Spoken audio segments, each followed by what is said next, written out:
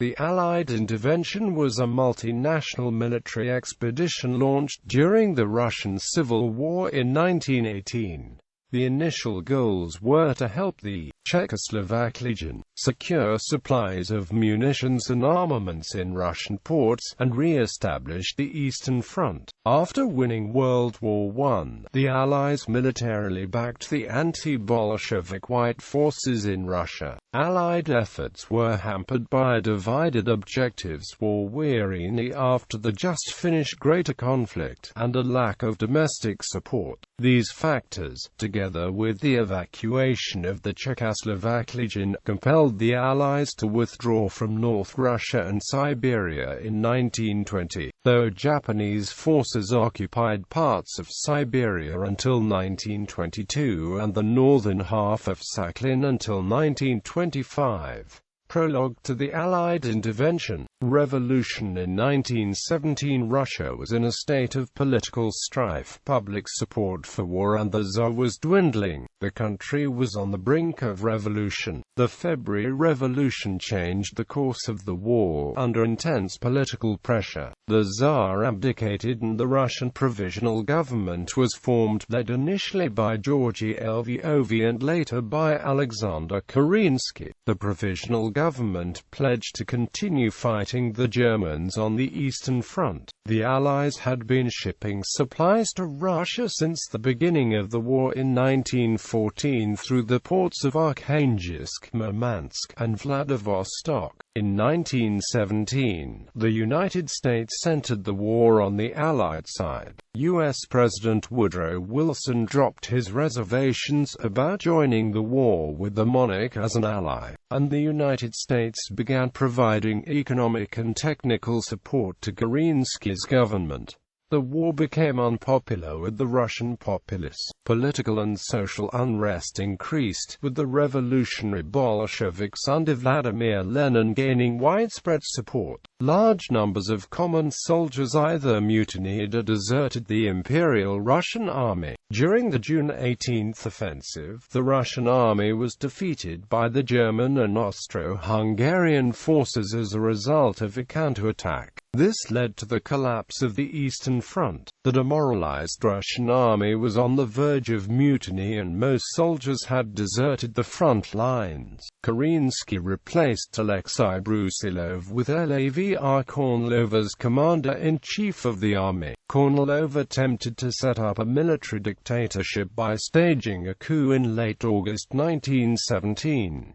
He had the support of the British military attaché, Brigadier General Alfred Knox, and Kerensky accused Knox of producing pro-Kornilov propaganda. Kerensky also claimed Lord Milner wrote him a letter expressing support for Kornilov. A British armoured car squadron commanded by Oliver Locker-Lampson and dressed in Russian uniforms participated in the failed coup. In 1917, the October Revolution led to the overthrow of Kerensky's provisional government, and the Bolsheviks assuming power. Russia exits the war 5 months later. On March 3, the newly formed Russian Soviet Federative Socialist Republic signed the Treaty of Brest-Litovsk with Germany, formally ending the war on the Eastern Front. This still, however, did not permit the redeployment of German soldiers to the Western Front, where the British and French armies were awaiting American reinforcements. Czechoslovak legions. The Czechoslovak Legion was at times in control of most of the Trans-Siberian Railway, all major cities in Siberia. The signing of the Treaty of Brest-Litovsk ensured that prisoners of war would be transferred to and from each country. Austro-Hungarian prisoners were of a number of various nationalities. Some Czechoslovak powers deserted to the Russian army. Czechoslovaks had long desired to create their own independent state, and the Russians aided in establishing special Czechoslovak units to fight the Central Powers. In 1917, the Bolsheviks stated that if the Czechoslovak legions remained neutral and agreed to leave Russia, they would be granted safe passage through Siberia en route to France via Vladivostok to fight with the Allied forces on the Western Front. The Czechoslovak legions traveled via the Trans-Siberian Railroad to Vladivostok. However, fighting between the legions and the Bolsheviks erupted in May 1918. Allied concerns. The Allies became concerned at the collapse of the Eastern Front and the loss of the Tsarist ally to communism, and there was also the question of the large quantities of supplies and equipment in Russian ports, which the Allies feared might be commandeered by the Germans. Also worrisome to the Allies was the April 1918 landing of a division of German troops in Finland, increasing speculation they might attempt to capture the Murmansk-Petrograd Railroad, and subsequently the strategic port of Murmansk and possibly Archangels. Other concerns regarded the potential destruction of the Czechoslovak legions and the threat of Bolshevism, the nature of which worried many Allied governments. Meanwhile, Allied material in transit quickly accumulated in the warehouses in Archangels and Murmansk. Estonia had established a national army with the support of Finnish volunteers and were defending against the 7th Red Army's attack. Faced with these events, the British and French governments decided upon an Allied military intervention in Russia. They had three objectives: prevent the German or Bolshevik capture of Allied material stockpiles in Archangels, mount an attack helping the Czechoslovak legions stranded on the Trans-Siberian Railroad, resurrect the Eastern Front by defeating the Bolshevik army with help from the Czechoslovak legions and an expanded anti-Bolshevik force of local citizens, and stop the spread of communism and the Bolshevikos in Russia. Severely short of troops to spare, the British and French requested that President Wilson provide American soldiers for the campaign. In July 1918, against the advice of the United States Department of War, Wilson agreed to the limited participation of 5,000 United States Army troops in the campaign. This force, which became known as the American North Russia Expeditionary Force, was sent to Archangels, while another 8,000 soldiers, organized as the American Expeditionary Force Siberia, were shipped to Vladivostok from the Philippines and from Camp Fremont in California. The same month, the Canadian government agreed to the British government's request to command and provide most of the soldiers for a combined British Empire force, which also included Australian and Indian troops. Some of this force was the Canadian Siberian Expeditionary Force, another part was the North Russia Intervention. A Royal Navy squadron was sent to the Baltic under Rear Admiral Edwin Alexander Sinclair. This force consisted of modern C-class cruisers and V&W-class destroyers. In December 1918, Sinclair sailed into Estonian and Latvian ports, sending in troops and supplies, and promising to attack the Bolsheviks as far as my guns can reach. In January 1919, he was succeeded in command by Rear Admiral Walter Cowan. The Japanese, concerned about the northern border, sent the largest military force, numbering about 70,000. They desired the establishment of a buffer state in Siberia, and the Imperial Japanese Army General Staff viewed the situation in Russia as an opportunity for settling Japan's northern problem. The Japanese government was also intensely hostile to communism. The Italians created the Special Corpo di Spedizione with Alpini troops sent from Italy and ex-powers of Italian ethnicity from the former Austro-Hungarian army who were recruited to the Italian Legione Redenta. They were initially based in the Italian concession in Szczecin and numbered about 2,500. Romania, Greece, Poland, China, and Serbia also sent contingents in support of the intervention. Russian Civil War. After the end of the war in Europe and the defeat of the Central Powers, the Allies openly supported the anti-Bolshevik White Forces. Foreign forces throughout Russia. Numbers of Allied soldiers who were present in the indicated regions of Russia. 600 French and British troops landed in Archangels. A number of British troops in Vladivostok.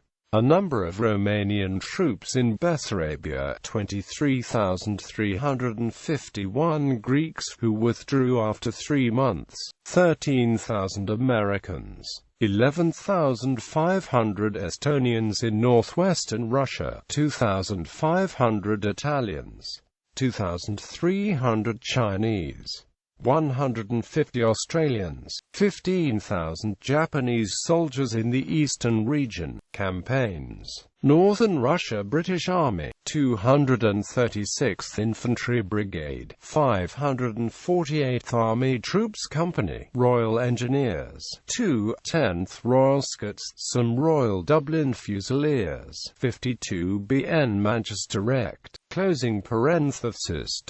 Royal Navy, Royal Air Force, French Army, P. Canadian Field Artillery, Slavo-British Allied Legion, White Russian Army, U.S. Army, American North Russia Expeditionary Force, U.S. Army, 167th and 168th Railroad Companies. Miscellaneous Allied troops from Poland, Serbia and Italy. British North Russian Relief Force, northwestern Russia. Although the Estonian army had attained control over its country, the opposing 7th and Estonian Red Armies were still active. The Estonian High Command decided to push the defense lines across the border into Russia in support of the White Russian Northern Corps. They went on offensive at Narva, catching the Soviets by surprise and destroying the 6th Division. The attack was supported along the Gulf of Finland's coast by Royal Navy and the Estonian Navy and Marines. With the front approaching, the garrison of the Krasnaya Gorka fort mutinied, but the 7th Red Army received reinforcements and counterattacked, pushing the White Russians back until the front was stabilized with the support from the Estonian 1st Division at the Luga and Saba rivers. The Estonian PSK of the offensive commenced simultaneously on 13 May 1919. Its Petseri battle group destroyed the Estonian Red Army, captured the town on 25 May, and cleared the territory between Estonia and the Velika River. A few days later, the Northern Corps forces arrived in Pskov. On 19 June 1919, the Estonian commander-in-chief Johann Laidner rescinded his command over the White Russians, and they were renamed the Northwestern Army.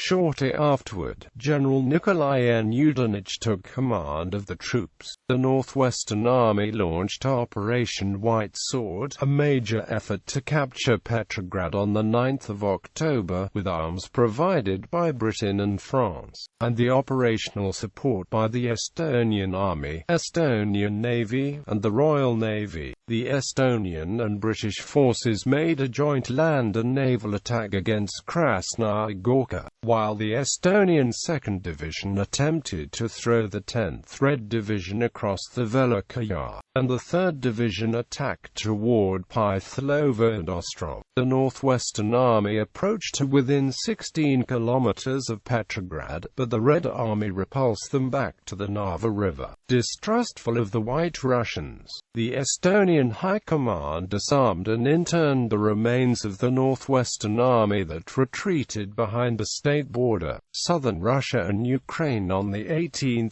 December 1918, a month after the armistice. The French occupied Odessa. This began the intervention in southern Russia, which was to aid and supply General Denikin's White Army forces, the Volunteer Army, fighting the Bolsheviks there. The campaign involved French, Polish, and Greek troops. By April 1919, they were withdrawn before the defeat of the White Army's march against Moscow. General Wrangel reorganized his army in the Crimea. However, with the deteriorating situation, he and his soldiers fled Russia aboard Allied ships on 14 November 1920. Siberia. The joint Allied intervention began in August 1918. The Japanese entered through Vladivostok and points along the China-Russia border, with more than 70,000 troops eventually being deployed. The Japanese were joined by British and later American, Canadian, French, and Italian troops. Elements of the Czechoslovak Legion that had reached Vladivostok greeted the Allied forces. The Americans deployed the 27th Infantry and 31st Infantry Regiments out of the Philippines, plus elements of the 12th, 13th and 62nd Infantry Regiments out of Camp Fremont. The Japanese were expected to send only around 7,000 troops for the expedition, but by the end of their involvement in Siberia had deployed 70,000. The deployment of such a large force for a rescue operation made the Allies wary of Japanese intentions. On September 5, the Japanese linked up with the vanguard of the Czech Legion. A few days later, the British, Italian and French contingents joined the Czechs in an effort to re-establish the Eastern Front beyond the Urals. As a result, the European Allies trekked westward. The Canadians largely remained in Vladivostok for the duration. The Japanese, with their own objectives in mind, refused to proceed west of Lake Baikal. The Americans, suspicious of Japanese intentions, also stayed behind to keep an eye on them. By November, the Japanese occupied all ports and major towns in the Russian maritime provinces and Siberia east of the city of Chita. The Allies lent the support to White Russian elements from the summer of 1918. There were tensions between the two anti-Bolshevik factions, the White Russian government led by Admiral Alexander Kolchak and the Cossacks led by Grigory Semenov and Ivan Kharmikov, which also hampered efforts. All Allied forces were evacuated by 1920, apart from the Japanese who stayed until 1922. Caucasus. In 1917, Dunster Force, an Allied military mission of under 1,000 Australian, British, and Canadian troops, accompanied by armoured cars, deployed from Hamadan some 350 kilometers across Kayar, Persia. It was named after its commander, General Lionel Dunsterville. Its mission was to gather information, train and command local forces, and prevent the spread of German propaganda. Later on, Dunsterville was told to take and protect the Baku oil fields. The force was initially delayed by 3,000 Russian Bolshevik troops at Enzeli, but then proceeded by ship to the port of Baku on the Caspian Sea. This was the primary target for the advancing Turkish forces, and Dunster Force endured a short, brutal siege in September 1918 before being forced to withdraw. However, having been defeated in World War I, Turkey had to withdraw its forces from the borders of Azerbaijan in the middle of November 1918. Headed by General William Thompson, the British troops of 5,000 soldiers arrived in Baku on November 17. A martial law was implemented on the capital of Azerbaijan Democratic Republic until the civil power would be strong enough to release the forces from the responsibility to maintain the public order. Trans-Caspian Campaign. The first instance of Allied mediation occurred on the 11th of August 1918, when General Malison intervened in support of the Ashgabat Executive Committee, who had ousted the Tashkent Soviet Bolsheviks from the western end of the Trans-Caspian Railway in July 1918. Malison had been authorized to intervene with Empire and British troops in what would be referred to as the Malison Mission. He sent the machine gun section of the 19th Punjabi Rifles to Bayramali, located on the Trans-Caspian Railway. After combat at Merv, they were joined by the rest of the regiment. There was further action at Kakar on the 28th of August 11 and the 18th of September. They were reinforced on the 25th of September by two squadrons of the 28th Light Cavalry. Fighting alongside Trans-Caspian troops, they subsequently fought at Armansargad and Dushak. By the 1st of November, they had reoccupied Merv on instructions of the British government, altered their advance and took up defensive positions at Bayram Ali. The Trans-Caspian forces continued to attack the Bolsheviks to the north. After the Trans-Caspian forces were routed at Ucag, their commander Colonel Nolly sent the 28th Cavalry to the support at Anenkovo. In January 1919, one company of the 19th Punjabi Rifles was sent to reinforce the position at Anenkovo, where a second battle took place on the 16th of January. The British government decided on the 21st of January to withdraw the force, and the last troops left for Persia on the 5th of April. Allied withdrawal. The Allies withdrew in 1920. The Japanese stayed in the maritime provinces of the Russian Far East until 1922 and in northern Sakhalin until 1925, when the Red Army's military success forced Japan's withdrawal from Russia.